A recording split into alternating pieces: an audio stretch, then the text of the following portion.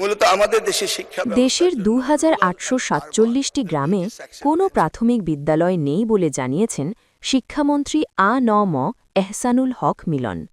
বুধবার ৮ এপ্রিল জাতীয় সংসদের অধিবেশনে ফেনী ২ আসনের সংসদ সদস্য জয়নাল আবেদিনের এক লিখিত প্রশ্নের জবাবে শিক্ষামন্ত্রী জানান, দেশের প্রতিটি গ্রামে এখনও প্রাথমিক বিদ্যালয় নেই।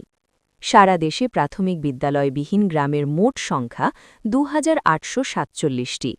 মন্ত্রী সংসদে বিভাগওয়ারি বিদ্যালয়বিহীন গ্রামের পরিসংখ্যান তুলে ধরেন।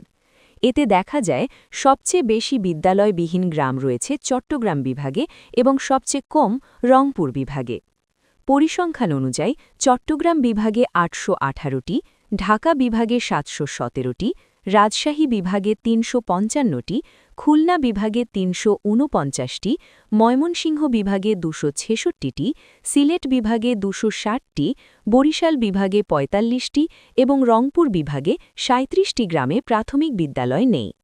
বিদ্যালয়বিহীন এসব গ্রামে নতুন স্কুল প্রতিষ্ঠার পরিকল্পনা নিয়ে মন্ত্রী বলেন, ভবিষ্যতে বিদ্যালয়বিহীন গ্রামে বিদ্যালয় স্থাপনের প্রস্তাব পাওয়া গেলে এবং বিদ্যালয় প্রতিষ্ঠার প্রয়োজনীয়তা এবং এ সংক্রান্ত শর্তাদি বিবেচনা সাপেক্ষে সরকার প্রয়োজনীয় ব্যবস্থা গ্রহণ করবে। আমাদের এই প্রাথমিক স্তরে ডেস্ক রিপোর্ট, ইয়েস বাংলা।